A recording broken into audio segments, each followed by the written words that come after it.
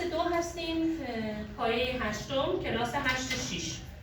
به عنوان ارزشیابی میخواد بریم تو درس 2 و درس 2مون عنوانش هست My week. What does it mean in Persian? معنیش هفته من. خب به عنوان درس هفته من بچه‌ها یه برگه سفید آچار گذاشتم جلو دستتون. خب شما میای روزای هفته رو می‌نویسین. Saturday, Monday, Tuesday, Wednesday, Thursday, Friday. Very good. خب بعد بالاش رو قسمت بندی می‌کنین، یعنی یه جدول درست می‌کنین. Morning, afternoon, night. خب 3 قسمت انجام میدین. بعد بر فرض مثال من میخواد روز شنبه رو کامل کنم. خب همه ما صبح‌ها میایم مدرسه دیگه. با استفاده از کلمات درس 2 که جلسه پیش آموزش دیدین، حالا برای صبح چی بنویسم؟ چه کلمه‌ای؟ Go to school.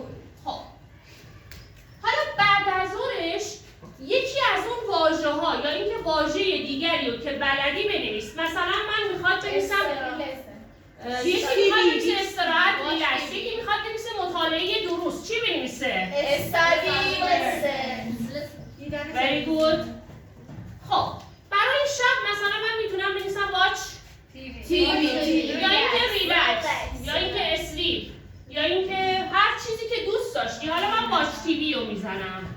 خب حالا با استفاده از کلمات درس 2 و کلماتی رو که درست کردی، کارتاش هم درست کرده دانش آموز. آفرین. خب الان این کارت چیه بچه‌ها؟ بخونینش. Go to school. What؟ آها go to school. خب کلمات آخر کتاب هست. در این حال شما کارتاشو دارید و در این حال شما برگه رو میزه و شما میخواد برای من یک برنامه هفتگی برای خودت درست میکنی. صبح از شنبه تا چهارشنبه صبح چی بنویسی؟ Go to school. Very good. حالا بعد از ظهر و شب دست خودته. حالا یک کلمه بود به اسم کارتشو ببینم که یک کارت گو شاپینگ. یک کارت گو شاپینگ زیبا. خب کارت گو شاپینگ. What does it mean go shopping؟ رفتن بخرید. بچه اینو برای چند شنبه ها بذاریم. چهارشنبه ها. خب هر کسی هر جایی که دلش خواست اینو میتونه قرار بده.